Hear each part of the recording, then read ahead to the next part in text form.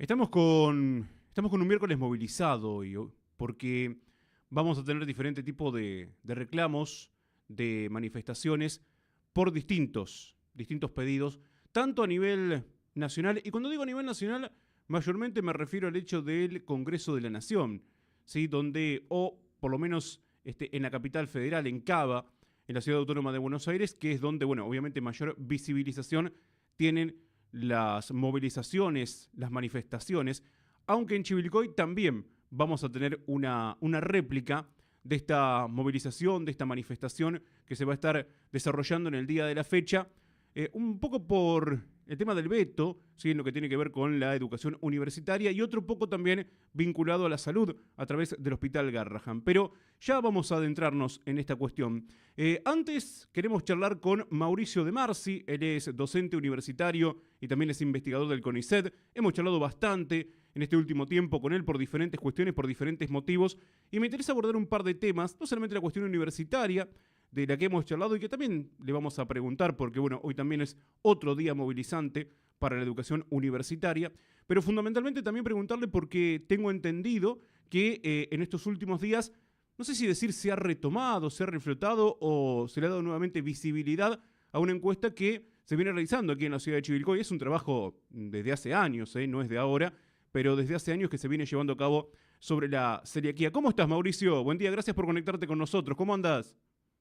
¿Qué tal, Eduardo? Bien, bien, por suerte. ¿Vos? ¿Todo Bien, bien? todo bien, por ahora acá, molestándote un rato para no perder la costumbre, ¿viste? Está bien, no hay problema, no hay problema. Mauricio, ¿hablamos de retomar, reflotar o darle una continuidad o nuevamente visibilizar lo que es este trabajo que se viene haciendo de un tiempo a esta parte acá en Chivilcoy con la celiaquía? No, a ver, esto es una continuación. No siempre todo se refleja en información o en noticias, ¿no? Pero nosotros venimos trabajando hace muchos años en forma continua con esta línea de trabajo relacionada a enfermedad celíaca, en muchos aspectos distintos, ¿no? Lo último y bueno, que se hizo público fue un encuentro que tuvimos que se organizó en forma conjunta con APS, con la Asociación Celíaca Argentina, la filial Chivilcoy, en donde convocamos a personas que tienen la enfermedad, familiares y gente en general, asistir y con diferentes objetivos, ¿no? A ver, charlamos un poco, explicamos lo que nosotros estamos haciendo, cuáles son las líneas de investigación que tenemos, pero también la asociación, los representantes de la Asociación Celíaca Argentina, filial Chivilcoy, explicaron un poco las novedades que habían traído de su asistencia a la Expo Celíaca, que ocurrió en la ciudad de Buenos Aires hace unas semanas atrás. Y aparte, empezamos con una idea nueva que está basada en tratar de generar un registro, ¿no? Un registro de las personas que tienen o que viven con la enfermedad celíaca en Chivilcoy. Eso tiene múltiples objetivos. Uno de esos objetivos es poder contactarlos, poder brindarles información, que se organicen entre ellos, que se puedan sumar de alguna manera también a la Asociación Celíaca. Y, eh, y aparte tener una idea más real de la incidencia, ¿no? Si todo aquel que tiene la patología, que ya está diagnosticado, ¿no? Ya tiene un diagnóstico médico, podemos llegar a tener una idea de alguna manera cuál es la incidencia real en la ciudad. Y por otro lado también eso va a fortalecer cualquier política pública, ya sea a nivel local o a nivel regional, referente, ¿no? A mejorar la calidad de vida de todas estas personas. Hasta ahora, de acuerdo a la investigación y el relevamiento que venían realizando, Mauricio, ¿se puede hablar de un porcentaje de la población chivilcoyana o necesitamos, digamos, que más personas nos sumemos a este censo para poder hablar de un porcentaje en la ciudad? No, a ver, nosotros podemos hoy a partir de datos aleatorios que se han tomado, estamos hablando del 1,2, 1,3% de la población, que es más o menos lo que se registra en todo el mundo, digamos. Es una media de lo que ocurre en diferentes estudios en diferentes ciudades, aunque de a poco los estudios van registrando un aumento, ¿no? Un aumento en la cantidad, hasta hay algún estudio que habla del 4%. Em, pero también hay una coincidencia en las sociedades científicas a nivel mundial de que hay de que está subdiagnosticada la enfermedad, ¿no? Que hay un montón de personas que tienen esta patología, pero no lo saben, porque no tienen síntomas, porque no acuden al médico, porque implementan la dieta libre de gluten ante la sintomatología y antes de ir al médico. Entonces, de alguna manera, ese subdiagnóstico complica un poco, o bastante, diría, ¿sí? Saber y conocer la real incidencia de la enfermedad y sus posibles variantes, ¿sí? Porque no todos los pacientes con enfermedad celíaca tienen la misma sintomatología ni responden igual a la dieta libre de gluten. Digamos, se conoce que hay, y cada vez con alguna incidencia, es muy baja la incidencia todavía, pero también es creciente de pacientes que se los conoce como celíacos refractarios, que son aquellos que no desaparecen la sintomatología aún implementando la dieta libre de gluten. Y bueno, conocer la incidencia y poder contactar a esas personas es muy importante, no solamente por datos estadísticos, sino también para estudiar la fisiopatología y las posibles alternativas de nuevos tratamientos que están bajo estudio, ¿sí? O sea, el conocimiento en general y también la mejora de la calidad de vida dependen un poco de esa información. O sea que hay personas que por ahí son celíacas y no lo saben, nos estás diciendo. Seguramente muchos, sí, O sea, sí, sí. directamente ya encaran una dieta, sí, como a veces lo hacemos nosotros, no sé, sacando la harina, por ejemplo, las harinas, Claro, claro, sin alguno llegar, implementa digamos, la al dieta libre de diagnóstico. gluten.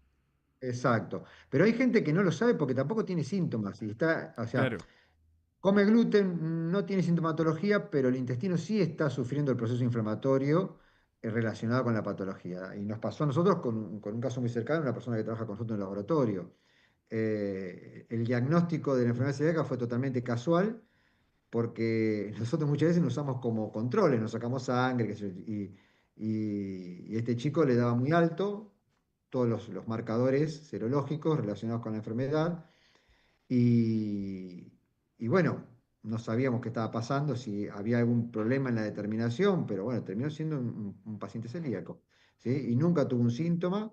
Y bueno, el diagnóstico que le hicimos a él hizo que estudiáramos a su núcleo familiar y de su núcleo familiar había dos celíacos más que tampoco sabían, entre esos el padre, o sea, una persona ya de unos 50 y pico de años que no sé cuánto tiempo llevará de celíaco, pero bueno, lo era, digamos, y tenían afectado el intestino en una forma muy importante, ¿sí? Entonces, no tenían síntomas, pero la patología estaba desarrollándose y eso puede traer otras consecuencias, ¿no? La inflamación crónica en el intestino puede derivar en otras patologías más complejas. Mauricio, déjame consultarte también, digamos, bueno, primero, ¿qué se necesita, sí, en materia de estudios, si concurrir al médico, si concurrir a algún laboratorio? Digo, ¿por dónde empieza el estudio para determinar si uno puede tener la enfermedad o no? Digo, como para participar de este censo, Sí, lo primero es ir al médico, al médico. ¿no? Ante la menor sintomatología, digamos, antes de empezar a probar con la dieta, que si uno tiene sospecha de que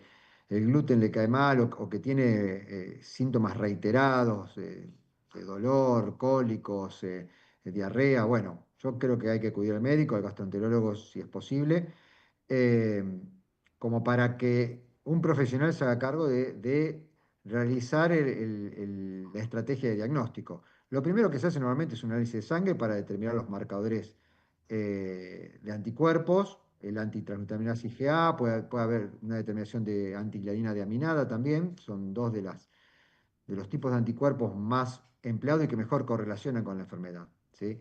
Si alguno de estos marcadores da positivo, normalmente se recurre después a hacer un estudio, a una endoscopía y biopsia intestinal, ¿sí? Entonces, porque es el gold estándar, todavía es el gold estándar ver qué sucede directamente en el intestino, analizarlo, ver cómo están las vellosidades intestinales y hacer una biopsia para hacer un análisis histopatológico. Eso es lo que termina confirmando el diagnóstico.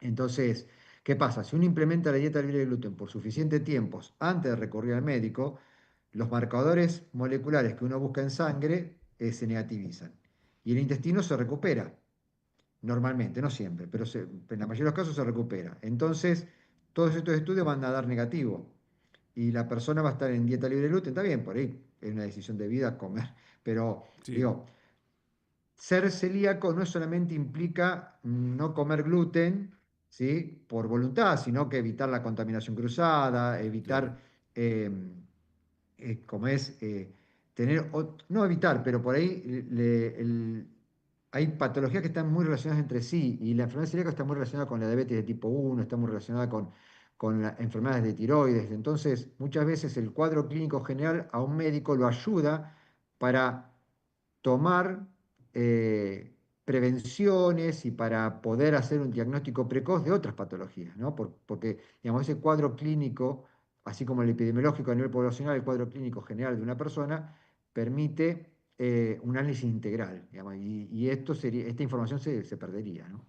Hablaste de prevención, que siempre es lo más importante, digo, en relación a también este caso que nos estabas contando, de esta persona que no sabía que era celíaca y que por dentro, digamos, estaba sufriendo las consecuencias, por ahí, desconociéndolo. Pero por otro lado también, digamos, es como para descartar alguna otra clase de patología que pueda estar vinculada con la celiaquía. ¿A qué me refiero? Que por ahí síntomas que se puedan confundir con otras y entonces tener un diagnóstico más claro. Y bueno, sí, los síntomas de la enfermedad celíaca en realidad son bastante comunes con otras patologías, ¿no? Porque a quién no le ha dolido la panza, a quién no ha tenido diarrea, digamos, los síntomas más comunes. Pero bueno, también a veces aparece anemia, aparecen otros síntomas que no se conocen tanto, por lo menos en la población en general. Eh, entonces, al no ser tan específicos, está bien, digamos, por ahí tiene que ver un poco con la regularidad, digamos. El tema de que la molestia, los cólicos, los gases o las diarreas sean muy frecuentes, tienen que ser un llamado de atención. Es verdad que no todo el mundo va al médico por un primer síntoma que quizá desaparezca rápidamente. Pero hay otras cosas a tener en cuenta, que es el entorno familiar. Normalmente, bueno, normalmente no, la enfermedad celíaca tiene una base genética muy importante. Y siempre existen familiares de primero o segundo grado que también tienen la enfermedad. No es obligatorio que toda la familia lo va a tener, pero normalmente hay relación de parentesco con otros enfermos celíacos. Es difícil ir para muy atrás, donde no había tanto diagnóstico, pero, digamos, un padre celíaco debiera prestar atención en qué sucede con sus hijos, y si una persona es diagnosticada de grande, bueno, sus hermanos, sus padres, sus hijos, sus sobrinos, todos podrían de alguna manera ser potencialmente celíacos en base a la presencia o no de ciertos genes. Normalmente el estudio genético no es tan común, no se hace tanto, pero a veces el estudio genético lo que permite es descartar o no la patología. ¿Qué quiere decir esto? Que los genes que están relacionados con enfermedad celíaca son bastante comunes en la población, el 50% los tiene. Pero no tener esos genes implica que no vas a ser celíaco, ¿sí? Entonces, la determinación genética tiene un valor importante por la negativa. O sea, tener los genes no precisamente te dicen que vas a ser celíaco, Claro. pero no tenerlos lo evita. Entonces, en un contexto familiar donde hay personas con enfermedad celíaca, no tener esos genes, a un padre, a una madre, a un hermano, a un hijo puede dejar tranquilo de que su pariente no va a tener celiaquía. Tenerlo positivo, que si esos genes son positivos, bueno, tendrá que prestar atención a la sintomatología, ¿no? Y a ver, ser cuando se hacen chequeos generales, controles, por ahí por lo menos determinar estos anticuerpos, como para no tratar o tratar de agarrar la enfermedad en su comienzo inicial, si es que se desarrolla, y no esperar a un proceso inflamatorio bastante importante. Claro, por eso la importancia del diagnóstico, volvemos, ¿no? Exacto, Y una totalmente. persona, por ejemplo, que es justamente diagnosticada eh, de celiaquía, ¿sí? ¿Cómo puede hacer, digamos, para transmitir estos datos a ustedes, para formar parte de lo que es este relevamiento, para que la ciudad cuente con esta información? Bueno, mira, nosotros estamos difundiendo por varias vías, yo no lo tengo acá a mano, pero estamos difundiendo por varias vías un QR en donde si lo escanean van a poder completar la información requerida, que es una información mínima, Sí, seguramente en ¿sí? APS, en las redes de Y APS, si no, claro, comunicarse con APS y ellos porque le vi van a distintos pasar flyers, por eso te digo que en las redes de APS, exactamente. Sí, sí, sí, si no, directamente por APS y ya escaneando el código van a poder llenar y a ser incorporados inmediatamente a ese mira, tipo de censo que estamos discúlpame, haciendo y ya, Mauricio. Acá encontré sí, bueno, decías, el QR disponible, sí, y ante cualquier duda solicitar asesoramiento a través del correo exacto, exacto. celiaquia.aps@chivilcoy.gov con B Con- larga, punto ar. Celiaquia.aps@chivilcoy.gov.ar, porque bueno, es una información valiosa, ¿no? Sí, es muy valioso, porque hay muy poco de este tipo de iniciativas realizadas a lo largo y lo ancho, no de Argentina, sino del mundo, ¿no? Tandil ha hecho algo parecido, por lo que me informaron las chicas de APS. eh, y bueno, digamos, me parece interesante porque en realidad tiene diferentes valores, como dije en un principio, por las decisiones de política de salud, también para avanzar con temas de investigación, para conocer la incidencia. Si nosotros calculamos que hay un 1,2% de celíacos en Chivilcoy, estaremos hablando de aproximadamente unos 800 celíacos, ¿no? Sí, En la ciudad, más o menos. Y bueno, si el censo llega a 400, sabemos que bueno, no todo el mundo va a participar, bueno, sería ideal que haya una alta participación, pero si superamos esos 800 ya sería una señal de alerta para estudiar un poco más a fondo, ¿sí? Esto de la incidencia.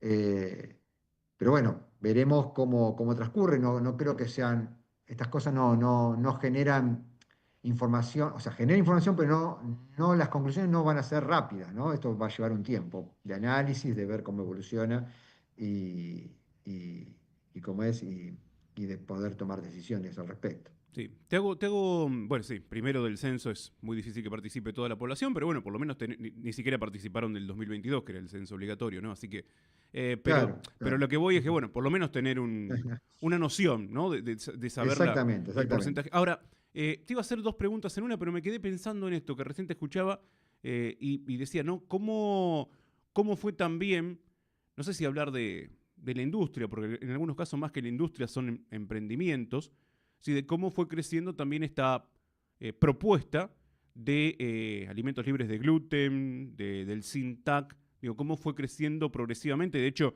tener negocios ya en Chivilcoy que se dedican a. Sí. Específico para eso, sí, sí, Claro, ha crecido un montón, se han desarrollado un montón de. Ya la industria de las harinas alternativas es muy importante. Eh, bueno, al respecto, eso tiene que ver con la calidad de vida, que también es uno de los aspectos que nosotros estamos analizando. De hecho, estamos terminando de redactar un artículo porque el estudio de calidad de vida de pacientes para diferentes patologías normalmente necesita la aplicación de formularios estandarizados y reconocidos y validados internacionalmente. Nosotros estábamos tratando de validar uno de esos como es, documentos, esas encuestas, para que pueda ser aplicada masivamente, y eso te permite, de alguna manera, los resultados de este tipo de encuestas te permiten saber cuál es la calidad de vida, ¿sí? De una población o subpoblación en particular, como por ejemplo son las personas que tienen enfermedad celíaca. Y en esa calidad de vida, por ejemplo, interviene el acceso a los alimentos, ¿no? El acceso a la salud, al diagnóstico, al seguimiento. Eh, y esa idea también de cuán bien o mal están en cuanto a calidad de vida, que parece subjetiva, pero poblacionalmente, cuando vos tenés muchas respuestas, ya deja de ser subjetiva, y de alguna manera se convierte en la descripción de una situación en particular que te permitirá también, de alguna manera, intervenir con políticas de mejoras, ya sea para el acceso, como te dije, a la salud o el acceso a la alimentación, que es claro. cara, que es muy específica, pero no solamente porque el paciente se cocine o vaya a comprar un negocio en particular, ¿no? El acceso en los restaurantes, digamos. Nosotros hemos hablado con personas de otras ciudades, en Chivilcoy está bastante, bastante instalado el tema, pero hay ciudades en donde no es tan así. Entonces, eh, a las personas les cuesta ir a un restaurante y conseguir un menú que sea adecuado para su cuadro clínico. Claro, sí, poder conseguirlo en un restaurante. Bueno, y también lo que mencionabas en alguna oportunidad anterior, el hecho de que no esté contaminado, o sea, que haya, digamos, discriminación en cuanto a las cocinas Claro, para una persona para otra. exactamente. Y encontrar después el ofrecimiento, así como hay comercios que ya lo involucran, otros todavía no. Digo, Exacto. y esto de trascender, porque sabemos que varios de tus artículos también como investigador han trascendido, no solamente lo que es Chivilcoy, obviamente, sino incluso a nivel internacional. Este estudio, digamos, ya también ha tenido alguna publicación en revistas científicas. ¿Es la idea? ¿Se están esperando resultados Sí. o tener algo más concreto, Mauricio, para llevarlo a una revista científica? No, no, estamos terminando de redactarlo. Bien, Espero que en los próximos 10, 15 días pueda ser enviado ya a publicar. pero estamos terminando de redactarlo. De hecho, está redactado, pero estamos, viste, corrigiendo las conclusiones, los análisis que se hicieron, los resultados. Así que esperemos dentro de poco poder publicarlo y poder compartirlo con todo el mundo, ¿no? Cuáles son por lo menos las principales conclusiones. Está bien. Te hago dos... Ese Sí, estudio, perdón. esa encuesta fue hecha con pacientes celíacos de todo el país. Creo que participaron de 23 de las 24 Ah, de provincias. O todo sea, el país, no solamente Chivilcoy. sí. No, no, todo el país. Está bien, está bien. Pero sí, estimo que a partir de esta encuesta y de este querer saber, querer conocer, amén de la publicación, digo, en una revista específica, ya también debe tener trascendencia, ¿no? A nivel internacional. Sí, sí, Porque obviamente, no es muy obviamente. De hecho, común encarar algo de esto. O no debe serlo, estimo. no, a ver, en realidad hay gente que lo hace en otras partes del mundo. Lo que nosotros nos propusimos es como hacer un estudio bastante integral, que eso sí es poco común. ¿A qué me refiero integral? Nosotros hacemos investigación básica, o sea, buscamos nuevas moléculas, hacemos lo que solemos hacer siempre en el laboratorio, pero empezamos a hacer un poquito más también de, bueno, lo que hicimos ambiental, esto de estudio de calidad de vida. Intentamos hacer también trabajos de extensión, poder sentir que lo que estamos haciendo llega o contribuye un poco más rápidamente a los pacientes de lo que lo hace normalmente la ciencia, ¿no? Porque la ciencia tiene sus pasos, ¿no? La investigación básica, luego aplicada, llegar a la transferencia tecnológica, bueno, eso lleva un tiempo. Entonces quisimos cubrir un poco de los diferentes aspectos, bueno, el desarrollo de los kits de diagnóstico, eso que está ahora en tratamiento de aprobación la licencia. Eh, entonces, digo, empezamos con investigación básica, tenemos investigación aplicada y también tenemos algunos de los proyectos que tratan de, por lo menos, generar conciencia, brindar información, ayudar también a la organización de esta población para que de alguna manera, en definitiva, creo que lo que uno apunta para todo el mundo, ¿no? No solamente para los pacientes celíacos, es que la calidad de vida sea cada vez mejor, ¿no? Por supuesto que sí. Bueno, vamos a seguir, obviamente, indagando sobre la cuestión una vez que ustedes también puedan obtener más resultados. Esperemos que, bueno, la ciudadanía también participe y, bueno, un poco la idea de charlar contigo también era para volver a difundir acerca de este trabajo que se está realizando en Chivilcoy. Son varios los trabajos que se están realizando, pero bueno, hoy nos enfocamos en este. Agradeciéndote, Mauricio, y para cerrar y como siempre agradecerte la predisposición de charlar con nosotros. Bueno, no quiero dejarte ir sin cerrar que hoy es un día también especial, ¿no? Para la educación universitaria, otro día de Sí. movilización, de manifestación por, bueno, esta ratificación del veto por parte de Milei para lo que es el presupuesto universitario. Bueno, y el llamado de conciencia seguramente que apuestan ustedes también como docentes a, en este caso, los legisladores. Sí, totalmente. O sea, nosotros apostamos a que el veto se revierta. Eso es lo que esperamos de nuestros representantes en el Congreso. Ojalá sea así. Se ha dicho, a ver, me parece que estamos teniendo un problema de comunicación muy grande, difícil de contrastar. Se dicen muchas cosas. eh, Desde el gobierno fundamentalmente se tiran números. Entonces, creo que los preconceptos nos están invadiendo. ¿A qué me refiero? La persona que está a favor de este gobierno, el gobierno dice A y cree que A es A y ya está. Y lo toma como la verdad absoluta. Y a veces por ahí nos pasa a quienes no apoyamos al gobierno también al revés, ¿no? Pero me parece que hace falta mucha discusión. Acá se han dicho muchas cosas sobre el sistema universitario. Obviamente que el sistema universitario que tenemos es totalmente perfectible, es muy mejorable. Tenemos mucho por trabajar, pero es el sistema universitario que ha sacado, ¿sí? A un montón de profesionales destacados en todos los aspectos y ámbitos, ¿sí? Profesionales, científicos. Eh, hace una institución que ha transformado socialmente a nuestro país, ¿sí? Porque, a ver, yo soy primera generación de egresado universitario y mis abuelos eran albañiles. Entonces, podía ser algo impensado. eh, que a alguien de mi familia sea egresado universitario hace 30, 40 años atrás. Entonces, eh, y eso se repite constantemente, no es la intención ser autorreferencial. La universidad necesita presupuesto para funcionar. Y yo he escuchado números, se tiran números como, pero bueno, son ¿Son presupuestos grandes? Sí, pero no son presupuestos tan importantes a nivel del PBI. Había objetivos de incrementar el PBI para que las universidades tuvieran mejor presupuesto, eso no se han cumplido, y el congelamiento del presupuesto durante 2 años hizo que las cosas se complicaran demasiado. Los sueldos se han incrementado muy por debajo de la inflación, muy por debajo de la inflación. Tenemos, bueno, depende del cálculo, 40-50% de retraso. Los gastos de funcionamiento, hubo algunas remesas para compensar, pero siguen siendo insuficientes. Y todo esto, porque a veces la gente pregunta, ¿por qué sigue funcionando? Claro, porque sigue funcionando porque uno, ¿qué termina haciendo? Bueno, pagamos la luz, pagamos el gas, y mantenemos lo mínimamente indispensable para dar clases, pero la universidad no solamente da clases, no es un enseñadero. La universidad es una institución académica en donde se genera conocimiento, ¿sí? Se brinda ese conocimiento, se hace asistencia técnica, se hacen un montón de actividades que no son o no terminan en el aula, digamos, no son solamente dar clases.